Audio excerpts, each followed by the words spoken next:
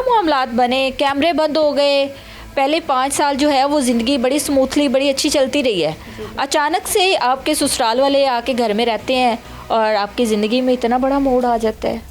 ये कहानी जो है ये बड़ी अजीबोगरीब है। जो आप लोगों का आपस में गुजारा सही हो रहा था, फिर क्या वजह बनी? ਕਹਿੰਦੇ ਨੇ ਨਾ ਕਿ ਸ਼ਰੀਕ ਜਿਹੜੇ ਨਾ ਉਹਨਾਂ ਨੂੰ ਕੋਈ ਨਾ ਜਿਨ੍ਹਾਂ ਦੇ ਘਰ ਜ਼ਿਆਦਾ ਮਤਲਬ ਉਹਨਾਂ ਨੂੰ ਕੁਝ ਨਜ਼ਰ ਆ ਜਾਏ ਨਾ ਉਹਨਾਂ ਨੂੰ ਪੁੱਜਦਾ ਨਹੀਂਗਾ।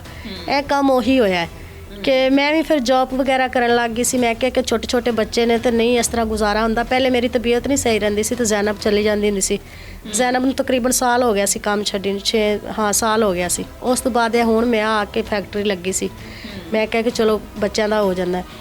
ਪਿੱਛੋਂ ਮੇਰੀ ਦਰਾਣੀ ਜਿਹੜੀ ਹੈ ਨਾ ਉਹ ਪਹਿਲੇ ਘਰ ਰਹਿੰਦੀ ਸੀ, ਮੇਰੇ ਨਾਲ ਨਹੀਂ ਕੰਮ ਤੇ ਪਹਿਲੇ ਜਾਂਦੀ ਸੀ, ਬਾਅਦ 'ਚ ਮੇਰੇ ਨਾਲ ਜਾਣਾ ਸ਼ੁਰੂ ਕੀਤਾ। ਮੇਰੀ ਸੱਸ ਮੇਰੀ ਦਰਾਣੀ ਘਰ ਰਹਿੰਦੀਆਂ ਸਨ ਤੇ ਮੈਂ ਸ਼ਾਮ ਨੂੰ ਆਣਾ ਨਾ, ਅਗਰ ਕੋਈ ਮੈਂ ਹੁਣ ਅਸੀਂ ਆਪਸ ਵਿੱਚ ਹੈ ਅਸੀਂ ਤਾਂ ਕੋਈ ਨਾ ਕੋਈ ਗੱਲ ਤਾਂ ਕਰਨੀ ਹੁੰਦੀ ਸੀ ਆਪਸ ਵਿੱਚ। ਅਗਰ ਅਸੀਂ ਕੋਈ ਗੱਲ ਕਰ ਲੈਂਦੀਆਂ ਸੀ ਨਾ, ਸੁਬਾਹ ਉਹਨੂੰ ਨੋਟ ਕਰਾਉਂਦੀਆਂ ਸਨ, ਲੈ ਤੇਰੇ ਤੇ ਆ ਕੇ ਰੋਬ ਪਾਉਂਦੀ ਹੈਗੀ ਏ ਤੇ ਆਪ ਸਾਰਾ ਦਿਨ ਬਾਹਰ ਰਹਿੰਦੀ ਏ, ਸ਼ਾਮ ਨੂੰ ਆ ਕੇ ਤੇਰੇ ਨਾਲ ਇੰਝ ਗੱਲਾਂ ਕਰਦੀ ਏ, ਤੂੰ ਇੱਥੇ ਕਿਸ ਤਰ੍ਹਾਂ ਰਹਿ ਰਹੀ ਹੈ, ਇੱਥੇ ਤੇਰੀ ਕੋਈ ਜ਼ਿੰਦਗੀ, ਇਸ ਤਰ੍ਹਾਂ ਦੀ ਉਹਨੂੰ ਗੱਲਾਂ ਪੜ੍ਹਾਉਣੀਆਂ ਸ਼ੁਰੂ ਕਰ ਦਿੰਦੀਆਂ ਸਨ। ਜਦੋਂ ਸ਼ਾਮ ਨੂੰ ਮੈਂ ਆਣਾ ਤੇ ਮੇਰੇ ਨਾਲ ਮੇਰੀ ਦੇਵਰਾਣੀ ਨੇ ਕਹਿਣਾ ਕਿ ਇਹ ਤੇ ਔਰਤ ਨਹੀਂ ਸਹੀ ਜ਼ੈਨਬ, ਘਰ ਦੇ ਨੂੰ ਕੋਈ ਕੰਮ ਨਹੀਂ ਕਰਨਾ ਆਉਂਦਾ ਹੈਗਾ, ਤੂੰ ਇਹਨੂੰ ਕਿਸ ਤਰ੍ਹਾਂ ਨਾਲ ਰੱਖਿਆ, ਤੂੰ ਇਹਨੂੰ ਬਰਦਾਸ਼ਤ ਕਿਸ ਤਰ੍ਹਾਂ ਕਰ ਰਹੀ ਹੈ। ਮੈਂ ਉਹਨੂੰ ਇਹੀ ਕਹਿੰਦੀ ਸੀ ਕਿ ਤੁਹਾਡੇ ਸਾਹਮਣੇ ਅਸੀਂ ਸਹੀ ਰਹਿ ਰਹੇ ਨਾ, ਸਾਨੂੰ ਕੋਈ ਮਸਲਾ ਵੀ ਨਹੀਂ ਹੈਗਾ।